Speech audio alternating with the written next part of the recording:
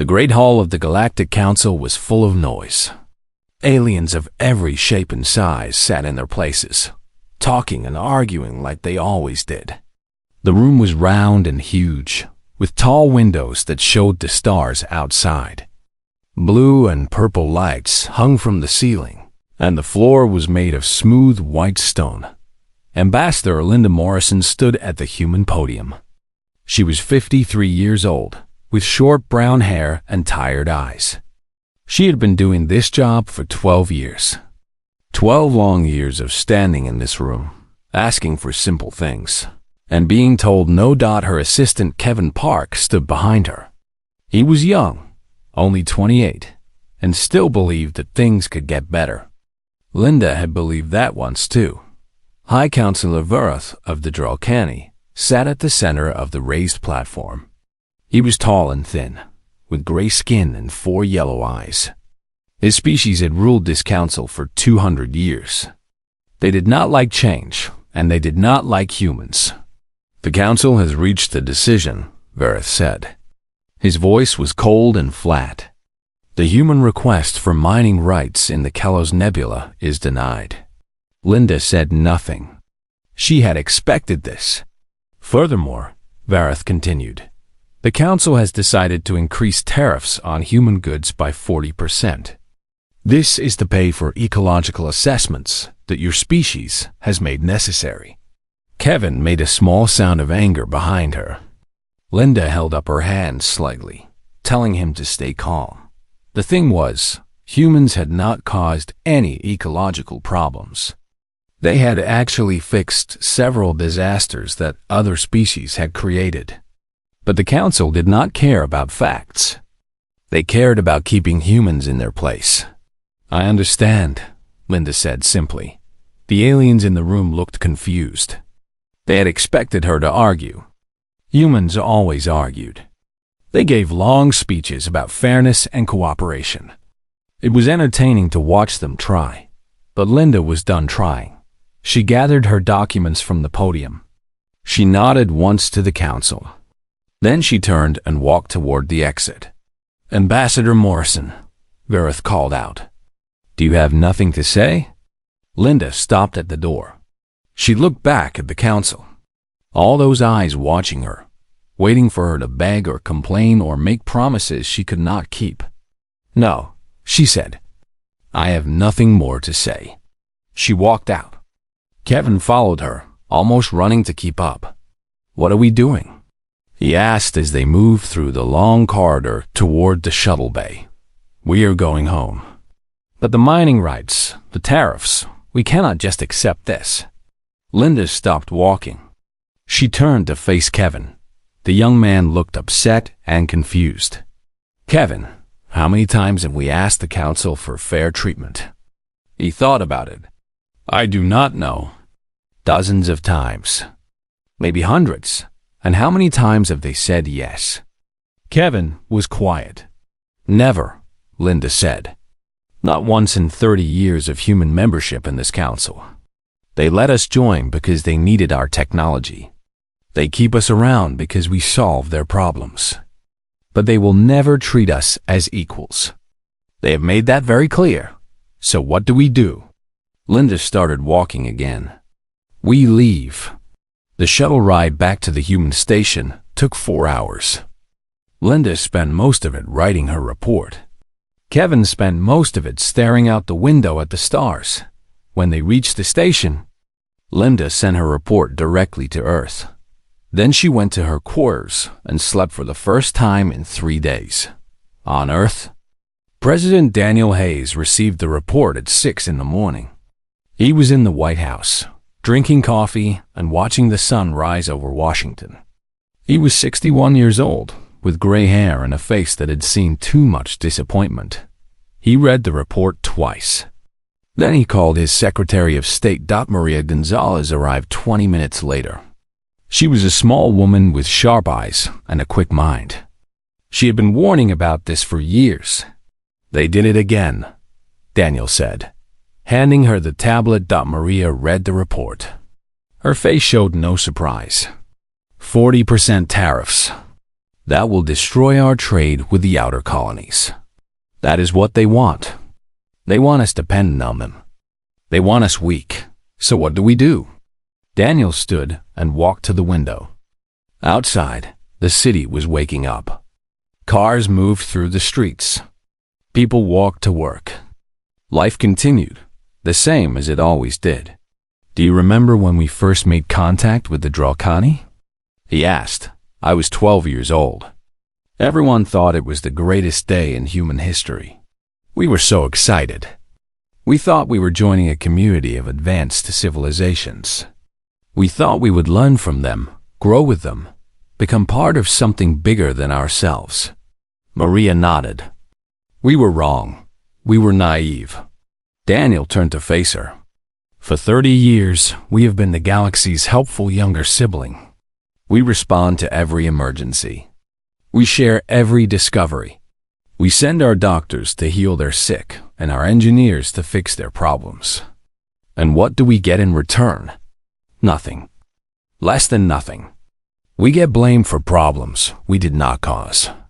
We get taxed for services we provide for free. We get told that we are dangerous, that we are aggressive, that we cannot be trusted. Daniel sat back down. He looked tired, but there was something new in his eyes. Something hard and certain. I am done, he said. We are done. Pull everyone back. Maria stared at him. Everyone? Every ship, every station, every diplomatic mission, every aid worker, every scientist, everyone. We close our borders and we stay home. The other species will notice. They will ask questions. Let them ask. We will not answer. Daniel, this is a big decision.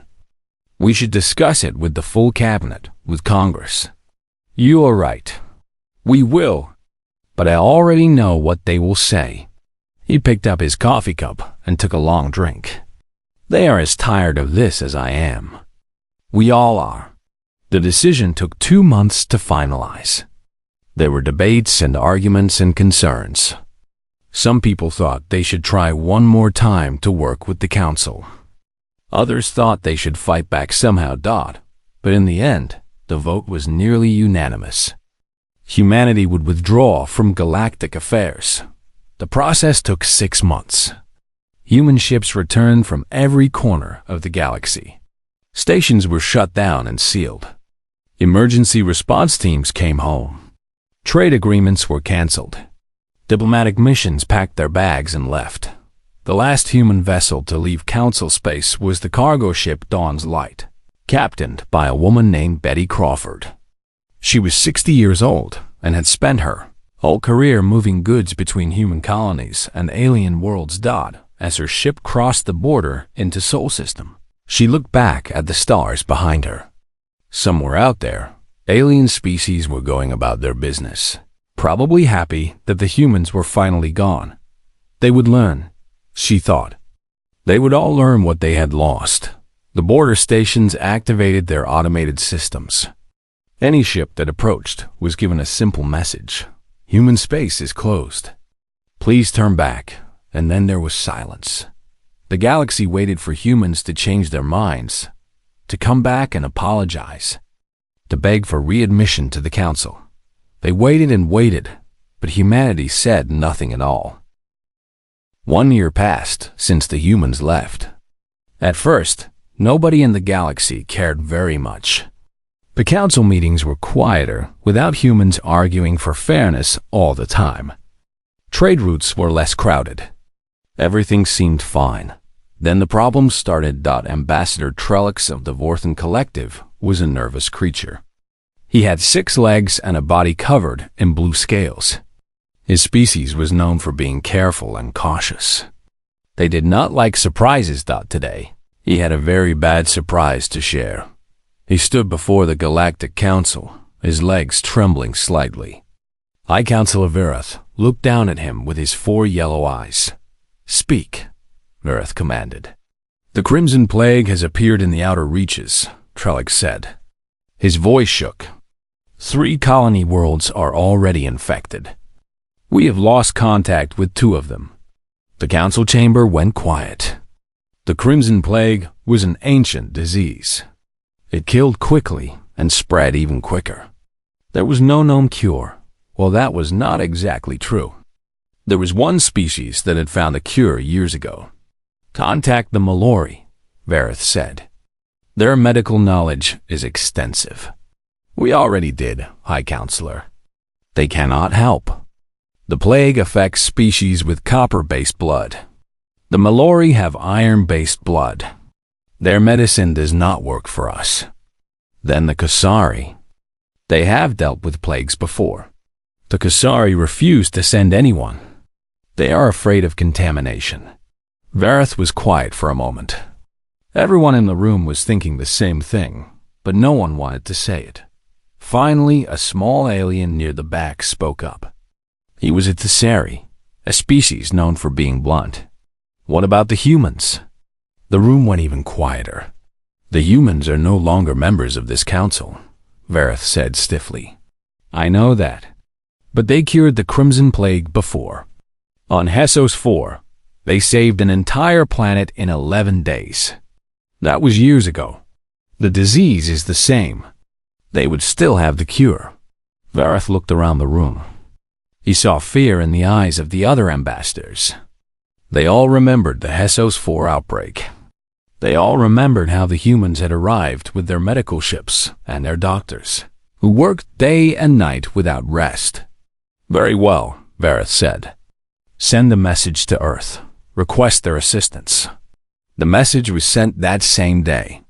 It was formal and polite, written in the style of official council communications. It explained the situation and asked for human medical teams to be dispatched to the affected worlds. Days passed. No response came. Another message was sent. Still nothing. A third message, more urgent this time. The plague had spread to 5 worlds now. The death count was in the millions. Silence from Earth. On Earth, the message sat in a computer system along with hundreds of others. Every day, requests came in from alien species asking for help with one thing or another. Every day, those requests went unanswered. Dr. Patricia Lane read the council's message on her tablet while eating lunch in the hospital cafeteria. She was 55 years old now, with gray in her hair and lines on her face. 8 years ago, she had led the medical team on HFY 4. She remembered those days clearly. 18 hours of work, then 4 hours of sleep, then back to work again. For 8 months straight. She had missed her daughter's wedding. She had missed her father's funeral. She had given everything she had to save a species that had never even sent a thank you message. When her team finally returned to Earth, exhausted and sick themselves, the council had complained about the cost of the mission. They had demanded that humanity pay for the supplies that were used. They had accused human doctors of being too aggressive with their treatments. Patricia deleted the message and went back to eating her sandwich. Across the galaxy, the Crimson Plague continued to spread. But that was not the only problem. Captain Yorlik of the Drelkani merchant ship Starward was lost. This should not have been possible. He had traveled this route 100 times before. But today, nothing was working. Navigation beacons are offline, his pilot reported. All of them. Yorlik stared at his screens. The beacons were small devices placed throughout space to help ships find their way. They sent out signals that told you where you were and where you needed to go. When did they go offline? Unknown. They were working 3 months ago when we last passed through here. Who maintains these beacons? The pilot checked his records. The beacons in this sector were installed and maintained by the human navigation corps. Yorlik closed his eyes. Of course, it was the humans. Can we navigate without them? We can try, but we are approaching the Tessari asteroid field. Without beacon guidance, I cannot guarantee a safe path. What is the probability of collision? Approximately 73%. Yorlik sat back in his chair. Around him, his crew worked frantically, trying to find a solution. But there was no solution. The humans had built these navigation systems. The humans had maintained them. And now the humans were gone. Send a distress signal, Yorlik ordered. To whom? Anyone. Everyone. The signal went out into the void. Hours passed. No one came. In the old days, a human rescue ship would have appeared within hours. Humans were famous for this. They monitored distress frequencies constantly. They had ships stationed throughout the galaxy, ready to help anyone in trouble. They never asked for payment. They never asked for thanks. They just helped. Yorlik had always thought this was foolish. Why would any species waste resources saving strangers? It made no sense. Now, drifting in the darkness with no help coming, he understood it was not about resources. It was about trust. Humans had created a galaxy where anyone in trouble could call for help and someone would come. They had made space travel safer for everyone, and no one had appreciated it. Captain, the pilot said quietly, I think I can find a path through the asteroid field. It is risky, but we might survive. Do it. The Starward limped through the asteroids. They lost 2 cargo containers and part of their hull. 3 crew members were injured, but they survived.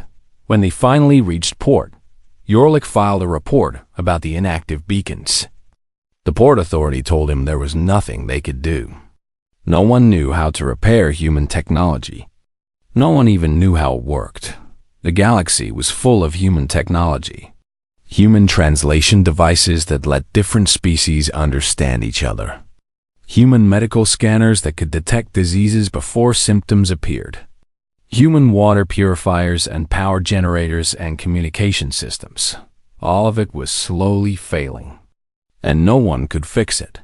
On the planet Thesara Prime, the council met again to discuss the growing crisis. The humans built too much, Councillor Drex complained. They made us dependent on their technology. We did not make you dependent, Ambassador Meleth of the Shrine corrected. You asked them to build these things. You paid them to install this technology. You benefited from it for decades. And now we suffer without it. That is not their fault. Then whose fault is it? No one answered. Because they all knew the truth. It was their fault. They had taken everything the humans offered. They had used human technology to build their economies and connect their worlds. And they had given nothing back but complaints and insults. High Counselor Verith listened to the argument in silence. He was thinking about the human ambassador, Linda Morrison. He remembered her standing at the podium, year after year, asking for the same simple things.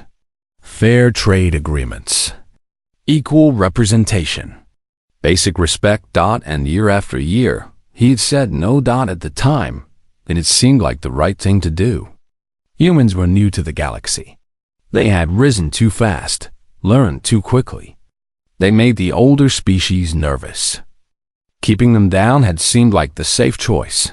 Now, Vareth was not so sure. He thought about sending another message to Earth. A personal message this time, not an official council communication.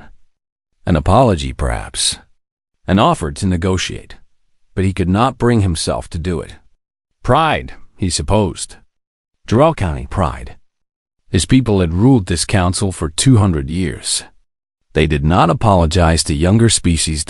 So the crisis continued. The plague spread. The beacons stayed dark. The technology failed. And humanity remained silent. 3 years after the humans left, the galaxy was falling apart. The war between the Malori and the Kusari had started over something small. A mining dispute in one of the systems that humans used to control. Both species wanted the valuable minerals there. Both species refused to back down. In the old days, human diplomats would have stepped in. They were good at this. They would sit both sides down, listen to their complaints, and find solutions that everyone could accept. Humans had a strange talent for understanding what other species really wanted. but there were no human diplomats anymore. So the argument became a fight. The fight became a war. Ships were destroyed. Planets were bombed. Thousands died. On the Sar Prime, the Council tried to mediate. But the Malori did not trust the Dralkani. The Khazari did not trust anyone. Without a neutral party to guide the talks, negotiations collapsed within hours. "This is your fault," the Malori ambassador shouted at High Counselor Vareth. "You drove the humans away. Now we have no one to keep the peace." "I did not drive anyone away," Vareth replied coldly. "The humans chose to leave. Because you treated them like servants. Because you insulted them at every opportunity. They were given membership in this council." "That was honor enough." "Honor?" The Malori ambassador laughed bitterly. "What honor? You gave them a seat at the table, but no voice in decisions. You took their help but gave nothing in return. You treated them like tools to be used and discarded." Vareth said nothing. He knew the ambassador was right, but he would not admit it. Far away from the council chambers, on a small human border station, Commander Gregory Santos watched the galaxy burn. Gregory was 52 years old. He had served in the United Earth Defense Force for 30 years. He remembered the old days when human ships traveled freely through alien space. He remembered responding to distress calls and rescue missions. He remembered feeling proud of the work they did. Now his job was to keep everyone out. The station was quiet. Most of the crew had gone home for rotation leave. Gregory stood at the main viewport, looking out at the stars. Somewhere out there, alien species were killing each other over resources they could have shared. His communications officer, a young woman named Amy Schultz, approached him. "Sir, we received another request for humanitarian aid." "From whom?" "The Thasari. They have a famine on their agricultural worlds. 3 billion people are starving." Gregory closed his eyes. He remembered the Thasari. Small, friendly creatures with big eyes and quick smiles. He had visited their homeworld once, years ago. The children had followed him through the streets, fascinated by the tall human. "Log it and file it with the others," he said. Amy hesitated. "Sir, their children are dying." Gregory turned to face her. She was young, barely 25. She had never served during the years when humanity tried to help the galaxy. She did not understand. "Lieutenant, do you know why the Thasari have a famine?" "No, sir. 15 years ago, we offered to help them build food storage facilities. We offered to teach them sustainable farming techniques. We offered to install water recycling systems that would protect their crops during dry seasons. What happened? They said no. Their government told us they did not need human assistance. They said we were trying to control their planet through food dependency." Amy was quiet. "We offered help," Gregory continued. "Free help. No conditions attached. And they accused us of trying to enslave them. But surely we cannot just let them starve now." Gregory turned back to the viewport. "We are not letting them do anything, Lieutenant. We are simply no longer preventing the consequences of their own decisions." "That feels cruel. Does it?" "For 30 years, humans ran around the galaxy solving everyone's problems. We fed the hungry. We healed the sick. We saved ships in distress. We mediated disputes. We gave and gave and gave. And what did we receive in return?" Amy did not answer. "Complaints," Gregory said. "Suspicion. Accusations. They called us aggressive. They called us dangerous. They said we were trying to take over the galaxy through kindness." He laughed, but there was no humor in it. "So now we stay home. We focus on our own people. And yes, other species suffer because of choices they made. That is not cruelty. That is natural consequences." Amy nodded slowly. She did not agree, not entirely. But she understood. On Earth, life continued. The economy had struggled at first after the withdrawal. Losing alien trade partners had hurt many businesses. Unemployment had risen. There had been protests and complaints, but humans adapted. They always did. New industries emerged to replace lost alien markets. Scientists who had worked on galactic projects turned their attention to improving life on Earth. Engineers who had built stations in distant space now built homes and hospitals and schools. President Maria Gonzalez, who had taken office 2 years into the withdrawal, addressed the nation on the 3rd anniversary of the isolation. 3 years ago, we made a difficult choice, she said. We chose to stop giving ourselves to a galaxy that did not want us. We chose to focus on our own people, our own needs, our own future. She stood in front of the American flag, looking calm and confident. Some said we were being selfish. Some said we were abandoning our responsibility to help others. But I ask you, what responsibility do we have to those who rejected us? What duty do we owe to species that called us dangerous and untrustworthy? The camera showed crowds watching the speech on public screens. People nodded in agreement. We are not isolationists. We do not hate the alien species of this galaxy. But we have learned an important lesson. Our worth is not determined by how much we sacrifice for others. Our value is not measured by how much we suffer to make strangers comfortable. She paused, letting her words sink in. We matter. Our needs matter. Our needs matter. Our dreams matter. And for the first time in 30 years, we are putting ourselves first. The crowd cheered. Back on the Sar Prime, High Counselor Varath sat alone in his private chambers. His assistant Purith had just brought him the latest reports. The news was worse every day. The Vorthan Collective had lost 7 worlds to the Crimson Plague now. Their population had declined by 12%. The Malori-Kasari War showed no signs of ending. The Tessari famine was causing mass migration and social collapse. And the economy was failing everywhere. It turned out that human goods were more important than anyone had realized. Human textiles, woven from special fibers that no other species could produce. Human electronics, more reliable and efficient than anyone else's. Human entertainment, stories and music and art that aliens secretly loved. All of it was gone now. Perhaps we should send another delegation to Earth, Parth suggested. We have sent 73 delegations, Vareth replied wearily. Their border stations turn everyone away. Then a personal message.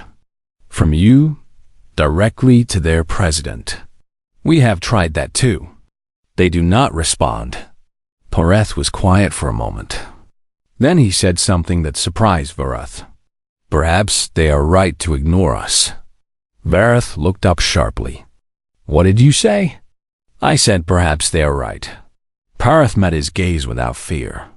We treated them badly, High Counselor. For 30 years, we took everything they offered and gave nothing back.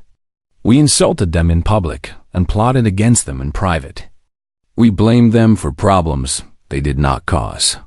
They should have been grateful for membership in the council. Why? What did that membership give them? The right to be ignored? The privilege of being overruled on every decision? The honor of serving species who despised them? Vareth had no answer. They came to us with open hands, Perth continued. They shared everything they had, and we slapped those hands away. We told them they were not good enough, not trustworthy enough, not important enough to be treated as equals. So they abandoned us. No, High Counselor. They stopped trying to earn acceptance that we were never going to give. Parath shook his head. That is not abandonment. That is self-respect. Vareth sat in silence for a long time after Perth left. He thought about everything he had done during his years as High Counselor. Every vote against human interests. Every snide comment about human culture. Every time he had dismissed their concerns without consideration. He had been so certain he was right. Humans were new. Humans were different. Humans needed to be kept in their place. But now, looking at the ruins of the galaxy around him, Vareth wondered if he had been wrong about everything. 5 years after the withdrawal, the Galactic Council held an emergency session. But the Great Hall was not as full as it used to be. Of the 12 species that had founded the Council, only 9 sent representatives. The Tesseri had collapsed into civil war after their famine destroyed their government. The Khazari had retreated into isolation, sealing their borders just like the humans had. The Vorthan Collective was so weakened by the plague that they could barely function. High Counselor Vareth looked old and tired. His gray skin had lost its shine. His 4 eyes were dull. He moved slowly, like every step hurt him. "We must discuss the human situation," said Ambassador Melith of the Shreen. "This cannot continue. Our civilizations are dying. What do you suggest?" Vareth asked. His voice was quiet and flat. "We demand that they return. We use economic pressure. We threaten sanctions." Councillor Drex of the Hegemony laughed. It was not a happy sound. "With what leverage?" "The humans are completely self-sufficient. They need nothing from us. They want nothing from us. We have no power over them." "Then we appeal to their morality," Melith insisted. "Humans always talked about doing good, about helping others. They cannot ignore the suffering they are causing." "They are not causing the suffering," another ambassador said quietly. "We are. They simply stopped preventing it." The hall fell silent. It was a truth no one wanted to admit. Suddenly, a light flickered at the human delegation podium. It had been empty for 5 years, but now a hologram was forming. Everyone stared as the image became clear. A human woman, older now, with gray hair and a calm face. Former Ambassador Linda Morrison. "You asked for a response," she said. "Here it is." Vareth leaned forward. "Ambassador Morrison, it has been a long time. 5 years, 3 months, and 12 days, Linda said. "Not that I was counting. We have sent many messages to Earth.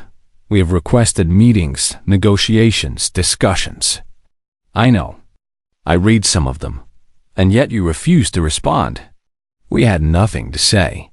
Linda's voice was steady and cool. "For 30 years, we talked and talked and talked. We explained our concerns. We asked for fairness. We tried to find common ground. You were not interested in listening."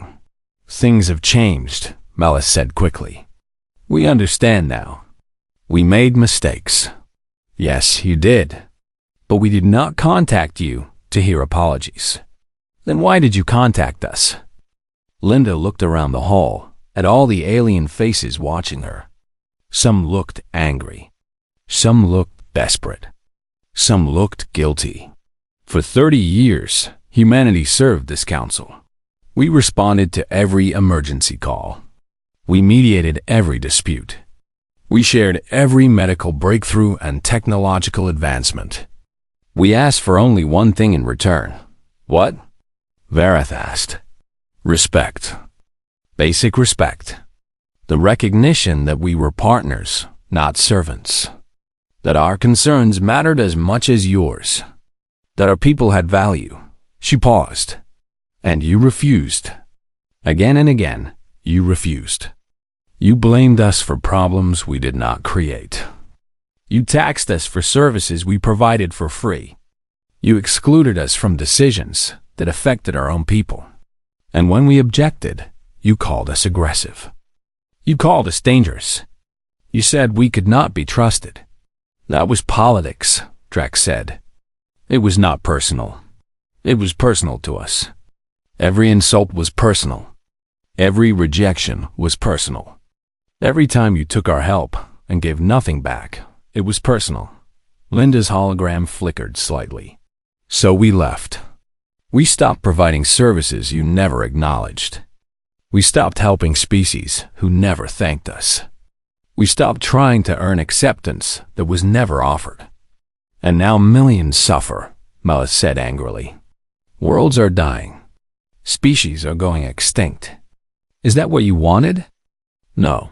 Linda's voice softened slightly. We never wanted this. We did not leave to punish you. We did not close our borders to teach you a lesson. We left because we finally realized something important. What? That we deserve better than what you offered. That our worth is not determined by how much we sacrifice for others.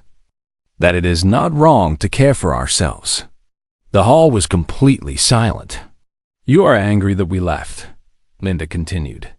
You are angry that we do not answer your calls for help. But think about what you are really asking.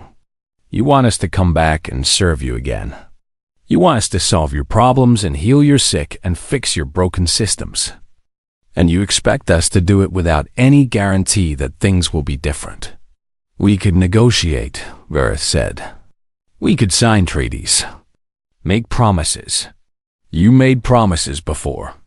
You broke them all. Then what do you want from us? Linda smiled. It was a sad smile, full of old pain. Nothing. We want nothing from you. That is what you never understood. We helped because we wanted to help, not because we wanted something in return. We gave because giving felt good, not because we expected payment. She shook her head. But even givers have limits. Even the kindest heart can only take so much rejection. You pushed us away so many times that we finally accepted your decision. You did not want us. So we left. We want you now, Mellis said desperately. We need you now. I know. And that is very sad. Linda's hologram began to fade. We are not coming back, Ambassador. Not to be servants again. Not to be used and discarded. If there is ever to be a relationship between our species, it will be on equal terms. True partnership. Genuine respect. We can do that, Vareth said quickly. We can change. Perhaps, but change takes time. And trust, once broken, is not easily rebuilt. The hologram flickered again. Goodbye, counselors. I hope you find a way to solve your problems. I truly do. But those problems are yours now, not ours. The image disappeared. The human podium went dark again. For a long moment, no one spoke. Then, slowly, the hall erupted into chaos. Ambassadors shouting at each other. Accusations flying back and forth. Some demanded military action against Earth. Others called for surrender and begging. Vareth sat through it all in silence. He was thinking about Linda's words. About trust and respect and what it meant to truly treat someone as an equal. He had been High Counselor for 40 years. In all that time, he had never once considered humans as equals. They were useful tools, helpful servants, convenient problem solvers, but not equals, and now they were gone. And the galaxy was paying the price for his arrogance, on Earth. Linda Morrison turned off the communication system and sat back in her chair. Her hands were shaking slightly. Talking to the council again had been harder than she expected. Her husband Charlie came into the room with 2 cups of tea. He was 60 now, retired from his job as a teacher. They had been married for 35 years. How did it go? He asked, handing her a cup. About how I expected. They wanted us to come back and fix everything. And you said no. I said what needed to be said. Linda took a sip of tea. They still do not understand. They think we left to punish them. They think if they apologize enough, we will come running back. Will we? Linda thought about it. She thought about all the years she had spent trying to make the council see humans as worthy of respect. All the arguments and speeches and negotiations that went nowhere. Maybe someday, she said finally, when they really change. When they prove they can treat us as partners instead of servants. But that will take time. Years, probably. Maybe decades. Can they survive that long without us? I do not know. Linda looked out the window at the evening sky. Stars were beginning to appear. But that is not our responsibility anymore. We gave them everything we had. They threw it away. Now they have to learn to stand on their own. Charlie nodded. He understood. After all these years together, he always understood. The garden needs watering, he said. Want to help? Linda smiled. A real smile this time. Yes, I would like that very much. They walked outside together into the cool evening air. Above them, the stars shone bright and cold. Somewhere out there, alien civilizations were struggling to survive without human help. But here on Earth, life was peaceful. Life was good, and for the first time in 30 years, that was enough. 10 years after the withdrawal, a small ship appeared at the edge of human space. It was not a warship. It was not a diplomatic vessel. It was a tiny personal craft, barely big enough for one passenger and minimal supplies. The ship was old and damaged, held together with patches and prayers. The automated border station detected the ship and sent the standard warning: human space is closed. Please turn back. But the ship did not turn back. Instead, it broadcast a simple message that repeated over and over. I come seeking understanding. Nothing more. I come seeking understanding. Nothing more. The message was forwarded up the chain of command. Border officers read it and passed it along. Military commanders reviewed it and sent it higher. Eventually, it reached the desk of President Samuel Grant. Samuel was 58 years old, the third president since the withdrawal began. He had grown up hearing stories about the galaxy, about the aliens who had rejected humanity. He had never met an alien in person. He read the message 3 times. Then he made a decision that surprised everyone. Let the ship through, he said. I want to meet whoever is on board. 3 days later, the small ship landed on Earth. It came down in a field in Vermont, near a small farmhouse surrounded by gardens. This location had been chosen carefully. The hatch opened and an old alien climbed out slowly. He had gray skin and 4 yellow eyes. He moved like every step caused pain. He was alone. Former High Counselor Vareth looked around at the green fields and blue sky. He had never been to Earth before. It was beautiful in a way he had not expected. A human woman was walking toward him from the farmhouse. She was old too, with white hair and a lined face. But she stood straight and walked with purpose. Linda Morrison stopped a few feet away from him. They looked at each other in silence for a long moment. You came, she finally said. I had to. Vareth's voice was rough and weak. The journey had been hard. I had to understand. Understand what? Why? Why you left? Why you stayed away? Why you would not help us even when we were dying? Linda studied him. She saw the changes that 10 years had brought. The proud High Counselor she remembered was gone. In his place stood a broken old man who had watched his galaxy fall apart. Come inside, she said. I will make tea. They sat at a simple wooden table in a kitchen filled with sunlight. Vareth looked around at the photographs on the walls, the handmade curtains, the evidence of a small and quiet life. This is not what I expected, he admitted. What did you expect? I do not know. Something grand. Something that would explain why you walked away from everything. Linda poured tea into 2 cups. We did not walk away from everything. We walked away from the Council. There is a difference, is there? Without you, the Council collapsed. The alliances fell apart. Species that had been at peace for centuries went to war. That was not our doing. You could have stopped it. Perhaps. Linda pushed a cup toward him. But why should we? We spent 30 years trying to keep the peace. We sacrificed our time, our resources, our people, and we received nothing but contempt. Vareth wrapped his hands around the warm cup. He was cold, even though the kitchen was comfortable. "I know," he said quietly. "I was part of that contempt. I voted against your interests many times. I said things about humans that were not true.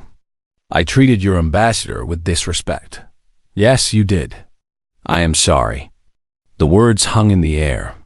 Simple words, but heavy with meaning. Linda sipped her tea. "Thank you for saying that. Do you accept my apology?" "I accept that you mean it. Whether I forgive you is a different question." She set down her cup. "Why did you really come here, Vareth? After all these years, after everything that happened, why now?" The old Dralkani was quiet for a long time. When he spoke, his voice was barely a whisper.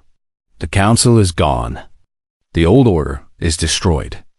Everything I built, everything I believed in, it is all ashes now." He looked up at her with his 4 tired eyes. "I spent my whole life thinking we were better than you. Older, wiser, more advanced. I thought humans were children who needed to be controlled. And now? Now I think we were the children.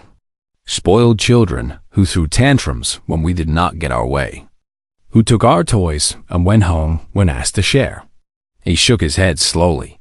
"You tried to teach us. You tried to show us a better way. Partnership instead of dominance. Cooperation instead of competition. And we refused to learn.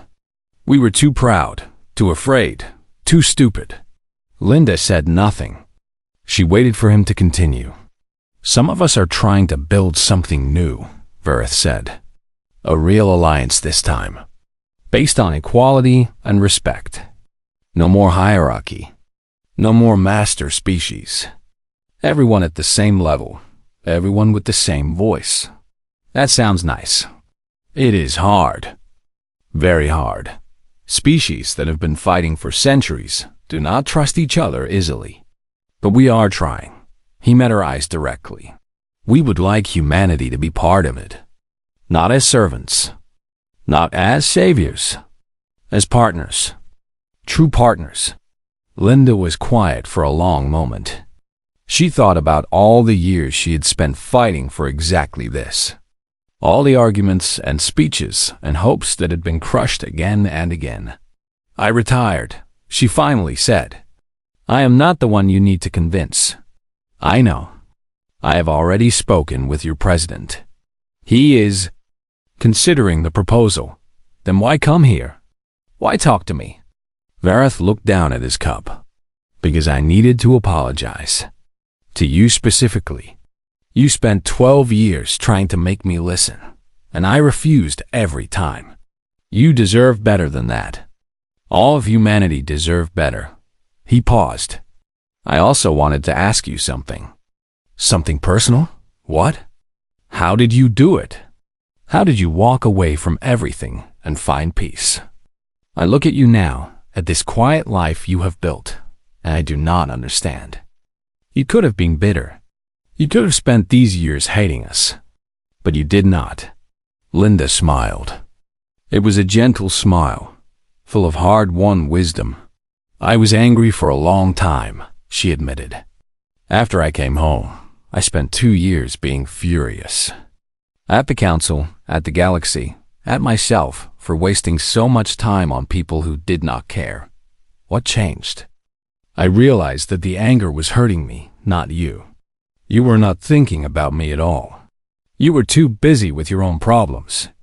But I was spending every day thinking about you, letting you live in my head without paying rent." She laughed softly. "So I stopped. I focused on my life here. My husband, my garden, my friends. I found joy in small things. I stopped trying to change the galaxy and started trying to appreciate what I already had." Vareth nodded slowly. "That sounds very human." "It is. And I think that is what made us different from you in the end. We know how to let go. We know how to move on. We know that sometimes the healthiest thing you can do is stop fighting and start living." They sat in silence for a while, drinking tea and looking out at the garden. Finally, Vareth spoke again. Do you think there is hope? For us, for the galaxy?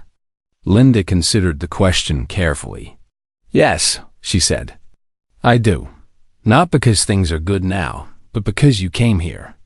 You traveled for months in a tiny ship, alone, at your age, just to say sorry and ask questions. That takes courage. That takes humility. She reached across the table and touched his hand briefly. If you can change, others can too.